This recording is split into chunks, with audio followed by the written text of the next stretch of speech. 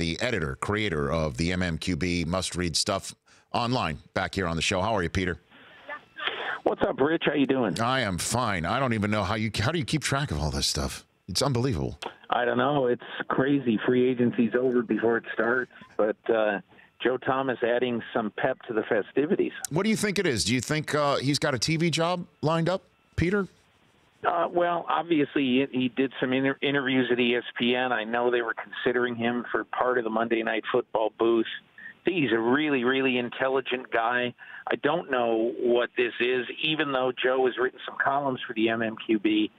And as a matter of fact, I reached out to him on Friday when a lot of these rumors were starting and saying, hey, would love you to write something for us. He was very non-committal, said he would think about it, and obviously he's thought about it, and he's walking away. And it's strange to say that, I think there's a chance when it's over, Rich, that if Joe Thomas enters Canton one day, he could enter Canton as the player with the lowest winning percentage of anybody ever elected to the Pro Football Hall of Fame.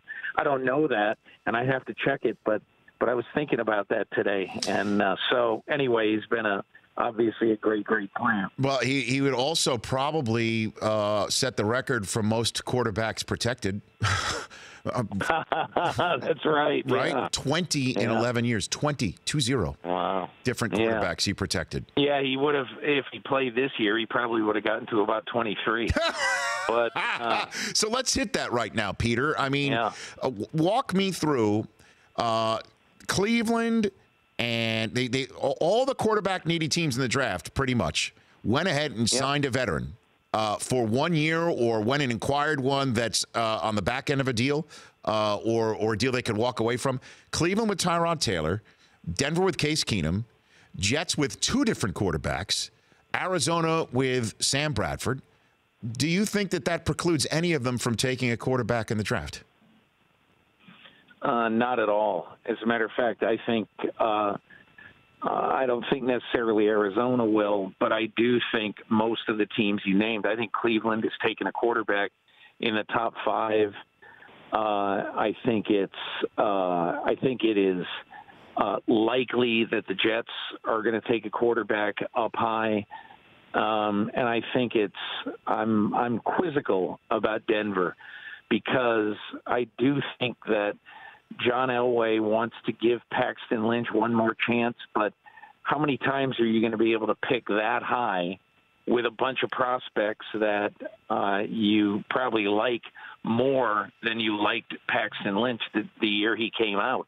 I mean, I keep hearing that, there's incredible love for Baker Mayfield, and Baker Mayfield's going in the top 10 either to an existing team or somebody like maybe Miami or Buffalo that'll trade up. So, I mean, who knows? But I do think, especially in the case of Cleveland, I mean, Tyrod Taylor is a bridge quarterback in the truest sense of the word. Now, could he play himself into a role that is more than a bridge quarterback? Absolutely. It's all in his hands. But he would have to play I think he would have to play great this year to hold off whoever they're going to pick in this draft as the opening day starter 2019. Peter King joining me here on the Rich Eisen Show, and everything that I saw and heard about either online or from texts from people around the league is that the Jets were red hot about losing Kirk Cousins because they thought they had him. And then they acted like somebody who just got sucked out on the river, and they were chasing it on tilt, where they signed two quarterbacks. What are the Jets up to, Peter? I think the Jets basically they remind me a little bit right now of what John Elway is thinking, in that, because I mean, obviously, I think there's a chance that the Broncos are going to take one high too.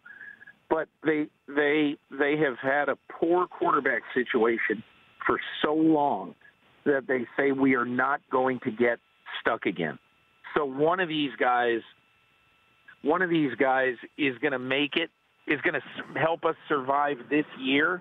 And, obviously, McCown is a short-term solution. But McCown is extremely valuable, in my opinion, because what McCown does is McCown is the most unselfish veteran quarterback there is, who's truly going to help Bridgewater and whoever they draft. But the bottom line in this is, Rich, I don't think the Jets know right now. I think they have an idea of what they'd like to do on draft day.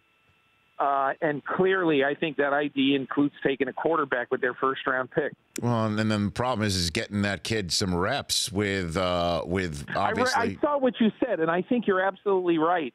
But I do think that there is a little bit of the Carson Palmer type thinking at play right now with the Jets, which is, I still think it's incredibly smart that first year is a redshirt year, especially with some of these quarterbacks. Sam Darnold's 20 years old.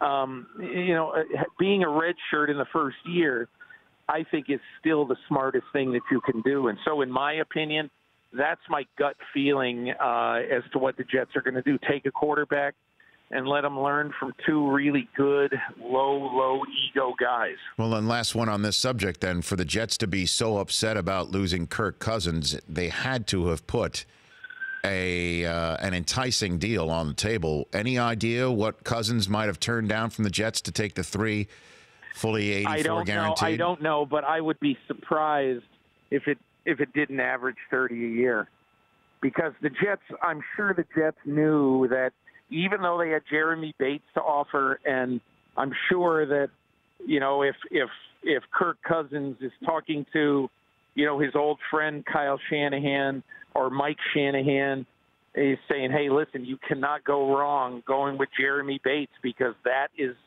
the scheme and the language and everything, how you entered the league in Washington and how you had so much success. So that had to be a big part of this. I mean, that had to be a big part of the Jets' allure to him. But at the end of the day, you have to compare the Jets and the Vikings, and you have to think, at least right now and for the next year or two, that the Vikings are going to have a much better chance of going to the promised land than the Jets are. A few minutes left here with Peter King of the MMQB.com joining me here on the Rich Eisen Show. Okay, so the $84 million guaranteed from Kirk Cousins, how does that affect Aaron Rodgers and Matt Ryan's future contracts, best you can tell, Peter? Oh, I mean, they're going to be maybe the two of the first $30 million quarterbacks in history, first $30 million players in history. I think Cousins could have been that had he wanted to. But what about the fully guaranteed part here? I mean, that's new. That's completely unprecedented. You know what? I just don't think it matters. And here's the reason why I don't think it matters. I want you to answer this question honestly. Yep. What percentage chance is there that the Minnesota Vikings, by training camp 2020, are going to, pardon the horn, are going to want to part ways with Kirk Cousins? What are the chances? No, 2%? No, I know that. I'm just saying though that there's others out there. I mean, you saw Doug Baldwin's tweet basically saying that this was a watershed moment in the NFL. And if I'm Aaron Rodgers and I'm Matt Ryan, even though I'm in my 30s, I'm going to say I see a fully guaranteed contract. Why not me? Or at least I understand, but my whole point about that is, if you're the Atlanta Falcons and you think that you're going to sign Matt Ryan, soon for the next 3 years for fully guaranteed money, is there any reason why you think that Matt Ryan isn't going to be your guy, barring a catastrophic injury? Interesting. There isn't a reason, and that's why, look, fully guaranteed contracts are really important for a guy like Doug Baldwin. They would have been important for a guy like Richard Sherman. But I just think quarterbacks are in a totally different league, because barring if you're an established 4,000-yard quarterback, you're not getting cut in the next 3 years. Or if you have an 8-year guarantee or something like that, that's different. But But I think this is one of those stories that really, to me, is not all that significant. I just thought it was interesting for the first time that we could compare pitching contracts between quarterbacks and major leaguers. Seriously, that Arrieta. That's right, because Arrieta 3 years, 75 in Philly, and Cousins 3 years, 84 in Minnesota. That actually just happened. Yeah, you know? You're absolutely right. And to me, Cousins has a better chance to look good in year 3 of his contract than Jake Arrieta. Good one. Hey, last one for you is when I saw the Sammy Watkins deal, the first person I thought of and how it might affect wasn't any wide receiver. I thought of Le'Veon Bell, because Bell had 85 catches last year and Watkins had 34. How 39. Do you think 39. How do you think this affects what's going on with Le'Veon Bell and Pittsburgh? Everything that's played out from the quarterback guaranteed dollars in the wide receiver market and Jerick McKinnon getting 7.5 per. How do you think that all works out here, Peter? It's you still look at the running backs in the NFL today, Rich. And Le'Veon Bell is going to be guaranteed whatever the number is, $14.5 million, whatever. I mean, Rich, his cap number is $5 million more than any running back in football. And so I think that it would be different if there was a superstar running back on the market and he just Nate Soldered the crowd. He got $15 million a year or whatever Solder got. But there isn't that thing. I mean, Jerick McKinnon is hardly Le'Veon Bell in terms of worth or, franchisability. So my feeling is I don't think Jerick McKinnon's contract means anything. I don't think the receiver contracts mean anything. Apples to apples, Le'Veon Bell is in a very, very tough spot because no running backs are getting paid anywhere near what he wants to get paid long term. I know, but he's not an apple.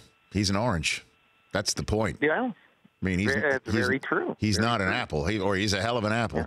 Yeah. Hey, Peter, I'm glad you're safely negotiating the apple right now. We heard that horn. Was that a boat? Was that a boat? Was that a boat? Was that what was that? No, it was a cement mixer. Damn! Be careful, Peter. Yeah, all right, on Columbus. Yeah. Big happy new league year to you, sir. Thanks a lot, Rich. Have a great day. You too. That's Peter King at @SI_Peter King. The Rich Eisen Show, weekdays at noon Eastern on Audience.